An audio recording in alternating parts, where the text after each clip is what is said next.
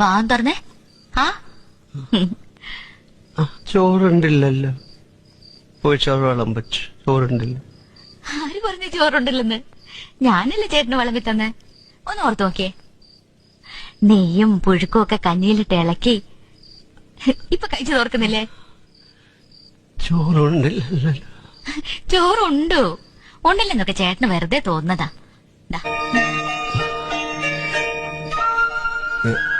ഞാൻ പറഞ്ഞത്